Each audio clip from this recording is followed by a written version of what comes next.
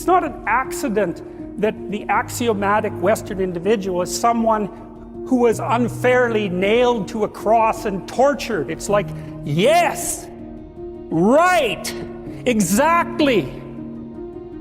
So what do you do about that? Well, I thought about that for a long time too. It's like, well, you don't get together in a damn mob, because all that does is allow you to be as horrible as you could possibly imagine and suffer from none of the consequences. That's a bad idea. So how about we don't do that?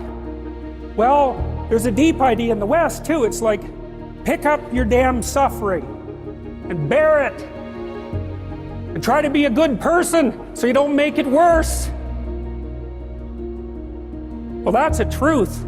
You know, I read a lot about the terrible things that people have done to each other. You just cannot even imagine it. It's so awful. So you don't want to be someone like that. Now, do you have a reason to be? Yes! You have lots of reasons to be. God, there's reasons to be resentful about your existence. Everyone you know is going to die. You know, you too. And there's going to be a fair bit of pain along the way, and lots of it's going to be unfair. It's like, yeah, no wonder you're resentful. It's like, act it out and see what happens. You make everything you're complaining about infinitely worse. There's this idea that hell is a bottomless pit, and that's because no matter how bad it is, some stupid son of a bitch like you could figure out a way to make it a lot worse. So you think, well, what do you do about that? Well, you accept it. That's what life is like. It's suffering.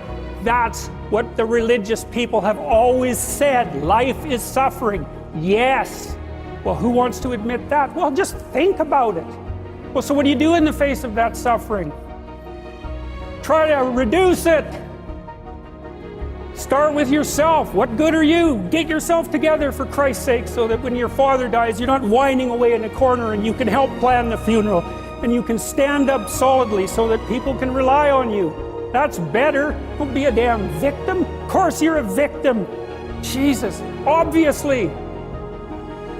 Put yourself together. And then maybe if you put yourself together, you know how to do that. You know what's wrong with you, if you'll admit it. You know there's a few things you could, like, polish up a little bit, that you might even be able to manage in your insufficient present condition.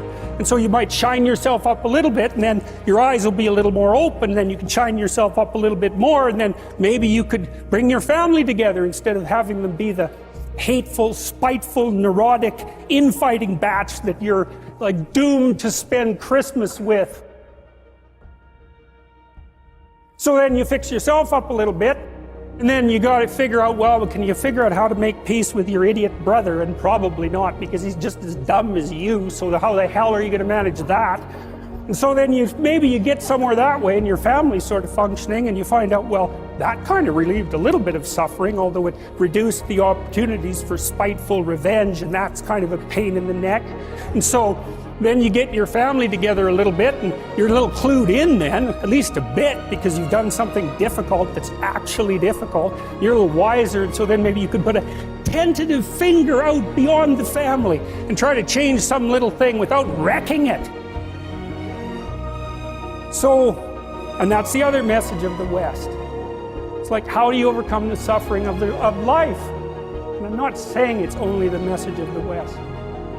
How do you overcome the suffering of life? Is be a better person. That's how you do it. Well, that's hard. It takes responsibility. And I think, you know, if you said to someone, you want to have a meaningful life?